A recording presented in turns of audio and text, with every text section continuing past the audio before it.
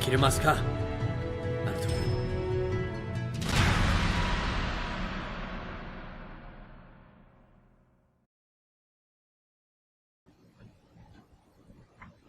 Gentlemen, the time has come once again to discuss things.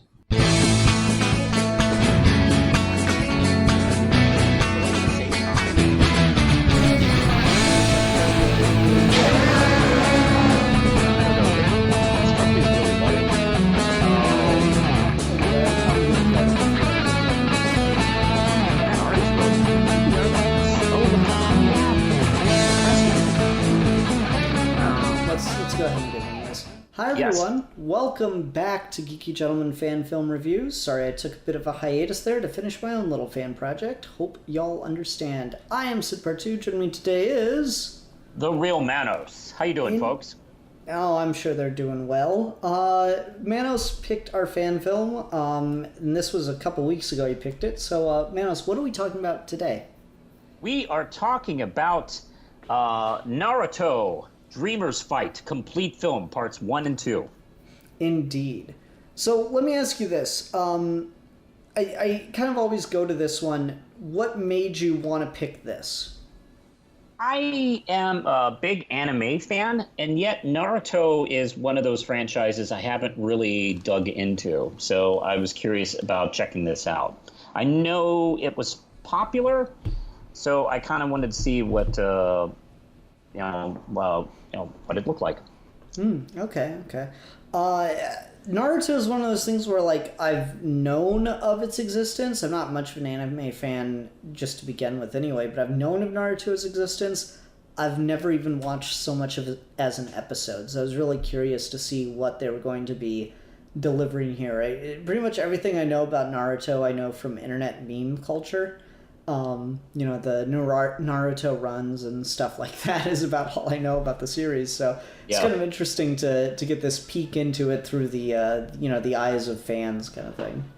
Exactly. Matter of fact, I've seen plenty of references in other animated shows I watch. Like, of all shows, The Amazing World of Gumball did some references to the way they run, which was rather funny. And this really became popular, I guess, in the 2000s or early 2010s on Toonami, Cartoon Network's Toonami run, but when Toonami was on, like, the weekends and Saturday nights, and I'm usually very busy during, like, Saturday nights, so I've never been able to, like, get invested in it and check it out. I think it's on both Hulu and Netflix, so I can, anytime I want, sit down and watch it. But I just haven't had the time. That's fair. So yeah, I don't know. It was kind of interesting to sit here and watch this one. I gotta say, immediately I was surprised that it was all subtitled. I wasn't really expecting that, especially because it opens with, like, that English title card talking about that this is made for fans to try to experiment with live action and stuff. And so I really was not I was not expecting an all subtitled version. Yeah, that was a pleasant surprise where, they're not Japanese actors, but, they went all the way and did it in Japanese with subtitles. I thought that was really interesting. And it completely surprised me. Yeah, I thought that was kind of cool. And one thing I was really impressed by as I was watching through the credits is the actor playing Naruto is being dubbed over, and it's pretty damn seamless, I thought. Yeah.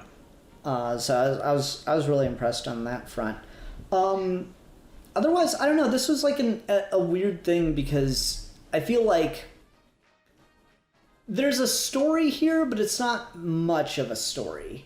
It's your pretty typical, let's create a reason for two characters to fight. If I had to guess, the impression I got from this is these characters maybe started out early in the series as rivals that fought each other, and then just never did again, kind of like, your, I guess, Goku and Tien.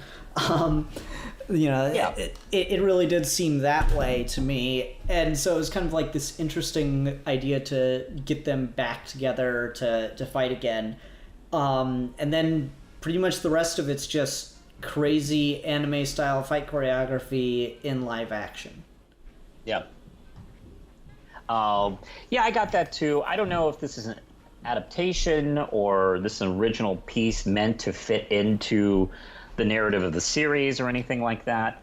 No idea. But yeah, I got that sense too, that they've been like longtime friends, maybe friendly rivals, like Goku and anybody.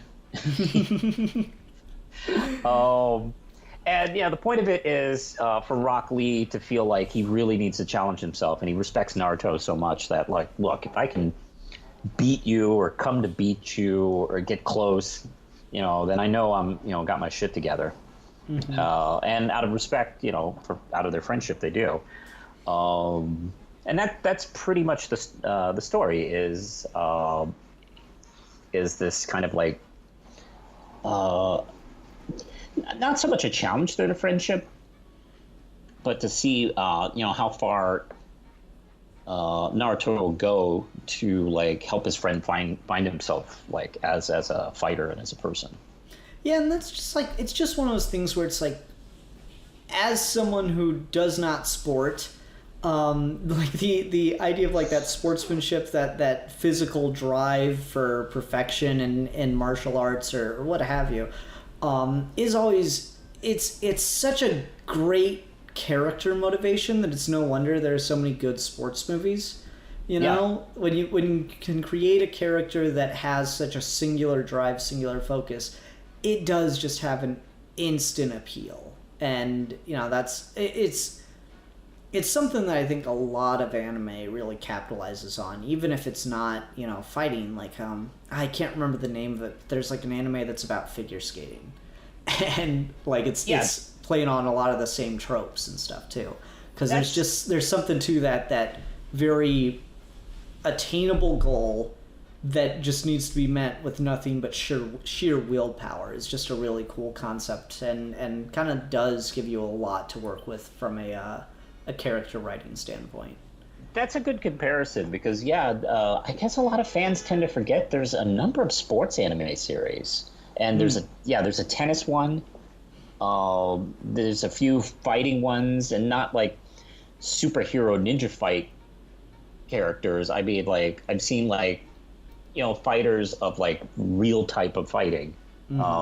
Series evolve around that and how they build, and it's really fascinating. I mean, like, Western animation don't have shows that do that. They don't really touch on those genres. And I mean, I think it kind of goes all the way back. I mean, shit, Speed Racer was a racing. It's essentially juiced up NASCAR, right? Juiced up NASCAR. It was kind of like the classic European method of racing, combined with James Bond type of action. Yeah, but it's just like it is still the main.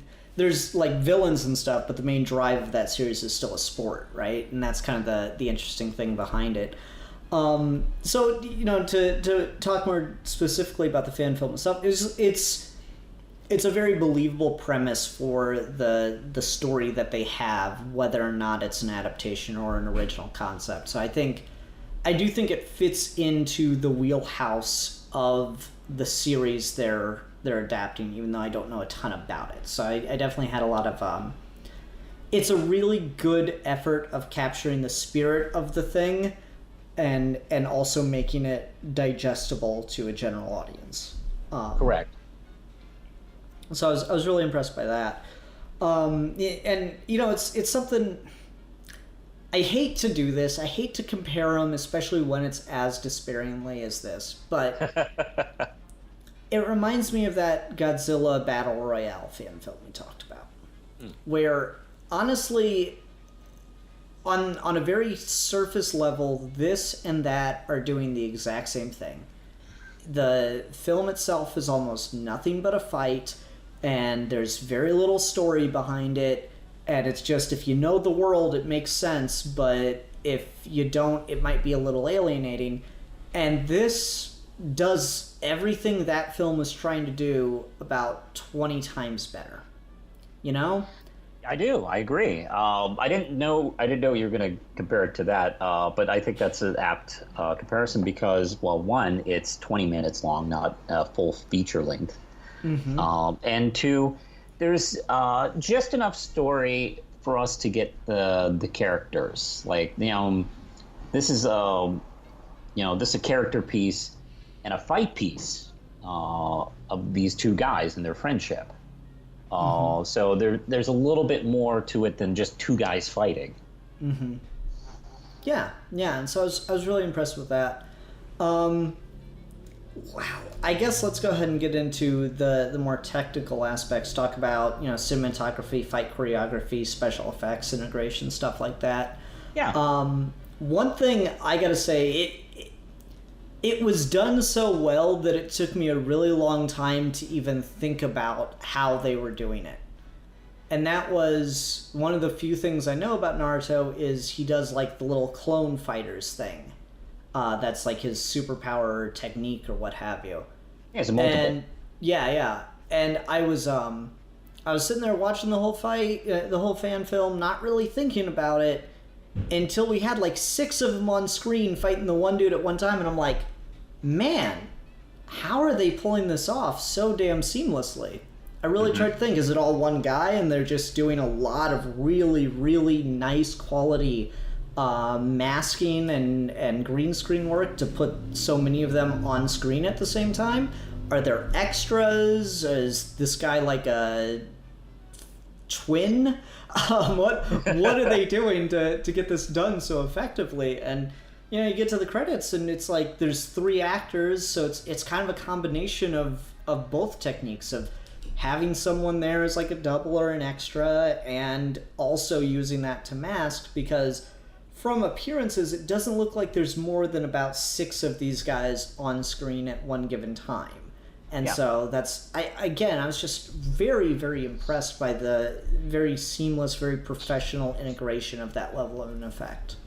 Well, they wisely cheat in some places, and when they need to show more than one Naruto, they do. But and other times when they can green screen it, they do. When you mix techniques like that, it always helps. Yeah, I absolutely agree. And it enabled itself. It was shot very, very smartly because, it's that classic thing of like, okay, the hero character's in a room with like 50 henchmen, but they're all only going to attack him one at a time. And so you kind of like, there are points at which this has that problem, but at the same time, there's points at which old dude's fighting off 3 Narutos at once. Yeah. And so it looks really, really good. It looks believable. It looks very visceral, Yeah. Well, I gotta tell you, I really like the bi-location power, which we don't see that power used too much. And I always really kind of dig it when a character can do one. What do you mean by location? Just be 2 places at once? Yeah, 2 or 3 multiple. Just okay. Like the X-Men has Jamie Madrox, the Multiple Man, and DC has Triplicate Girl or Triad, whichever you want to call her. And hell, I have a character in my Red Knight universe who can do it, and it's really cool when you make that character a fighter. Because that's an extremely good advantage if you can hit somebody at like 3 or 4 different like advantage points. And they have a lot of fun with it, I gotta tell you. Yeah, I do agree. They do a really good job of it. And if I'm going to be maybe a little more critical of it, I'd say they maybe do it so well that they kind of depend on it too much for the majority of the action.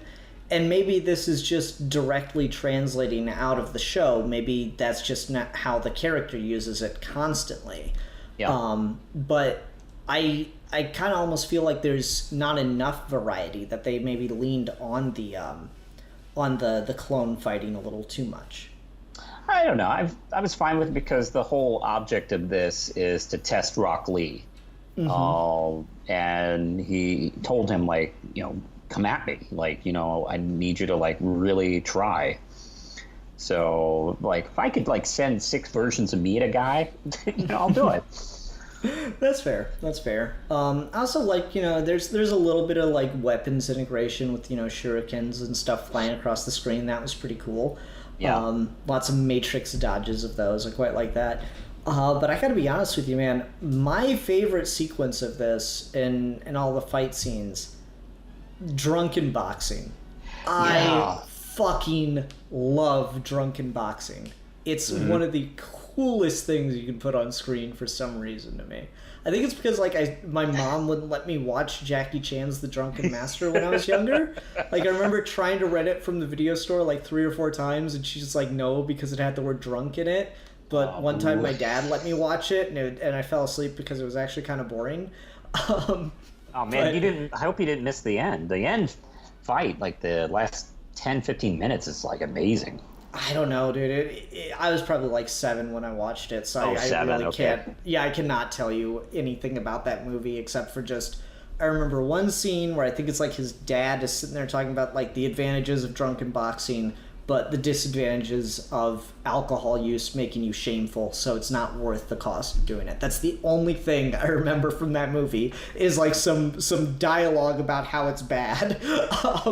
But like just the whole concept of like the fluid nature of it does just look really, really cool. They do it super effectively here, and it's really, really fun. I will say I'm so disappointed that it wears off so damn quickly, I thought the introduction to that portion was pretty clever, where Naruto insists on taking a break. He has more of a laxed attitude than Rock Lee. And he goes, look, I pulled these bottles of water out of, I don't know, whatever her name was, office, and he mistakenly took sake, which was pretty funny. I love that Rock Lee gets drunk off like one sip. That was pretty funny. And he gets like blackout drunk too, which was pretty hilarious.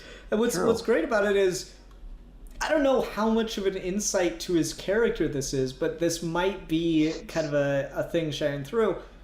They talk about his character just training constantly. Like, there's that line, like, after every battle, no matter how hard it is, you go right back to training anyway. And he goes, that's just my daily routine. And that's really interesting, because the second he gets drunk and kind of, quote-unquote, relaxes, he becomes a much better fighter. I thought that was a really cool little idea, and I don't know if that was intentional or not, but I like the implication of it. Yeah. So I thought that was a really cool way to not only show off fun drunken boxing techniques on film, which again, I don't know if that actually works. If someone wants to get hammered and go to a martial arts tournament, I'll certainly watch it. But it's one of those things on film. It just always looks so cool, and I really did appreciate the fight choreography for that. I think drunken boxing often is more like Randy from South Park in that one Little League episode. I think that's probably more the reality. Probably. At least in this country. But you don't understand. Randy was drinking beer. It's got to be sake. I thought this was America. But let's see. I don't see it too often, but when drunken boxing is done particularly well, and it's fantastic in this. So what else do we? Do you want to talk about what the fighting? Yeah, like the general fight choreography, I thought was pretty good.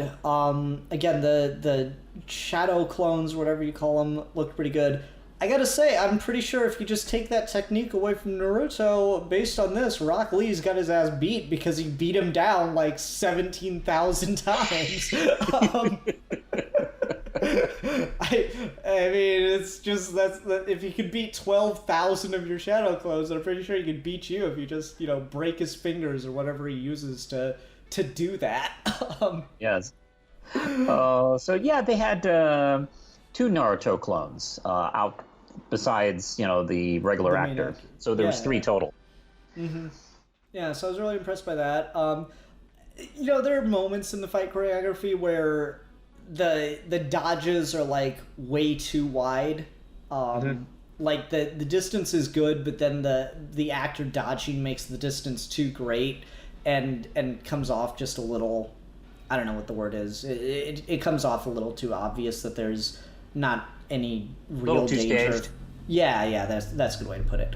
So I noticed that a couple times, but the majority of it I thought was just really, really competent, if nothing else. And it looked really good, nice, overly stylized. It doesn't look like real fighting, but that's why it's a film, right? Right.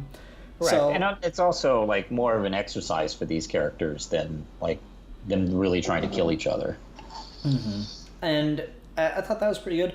What did you think of some of the CG effects, like the eye color changes and like the aura energy floating around and stuff like that? I'm always kind of a sucker for that, and I think they mostly did a pretty good job considering whatever budget constraints they had. There's a couple of shots of them flying up and down that looked a little too green screened, but I'm more than willing to kind of give somebody a large grain of salt on that kind of thing. Especially considering how well they stylized all those kind of shots. So yeah, I was overall really impressed with it. Yeah, I was pretty happy with a lot of the digital effects work too. Like, yeah, the sky shots, sky fighting, flying around and doing stuff is so hard to do on a budget because getting a wire team is just damn near impossible for a fan film. It's so freaking difficult to get like a wire team or something together to do flight. So you have to just do.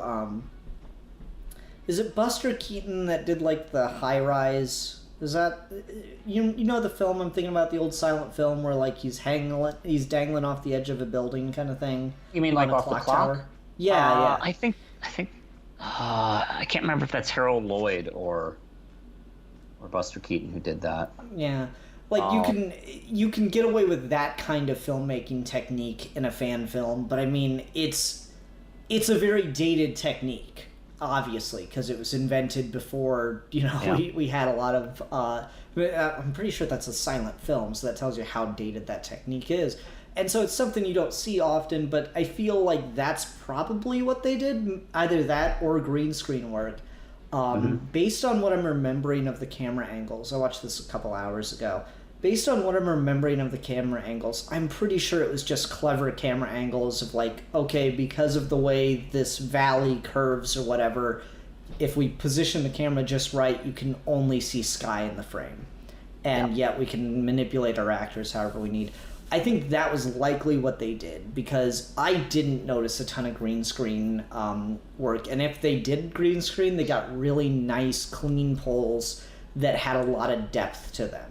And so either it was reasonably effective shot composition, or it was really, really well done green screen integration. So I thought those shots were pretty good, actually. Yeah. By the way, that was Harold Lloyd. Okay. From Safety First. Yeah, I get Harold Lloyd and Buster Keaton mixed up because I don't really particularly care for either of them. More the Chaplin guy. Yeah, fuck him, Chaplin. Yeah, I'm gonna bring that rivalry back. Fuck Batman versus Superman. This is gonna be Chaplin versus Keaton. Boom. Oh no, you didn't. Oh my god. Yeah, I know. So I don't know. I thought those shots were really well done.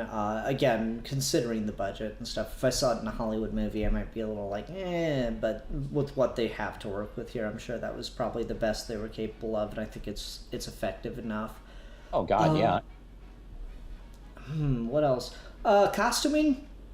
Costuming looked great. It looked like a realistic version of those costumes. Because I don't watch the show, but I've seen those characters, and I've seen them plenty of times. So I had a decent idea of what they look like, especially Naruto. And they looked functional, they looked realistic, but yet they still look like the costumes. So I was very happy with them.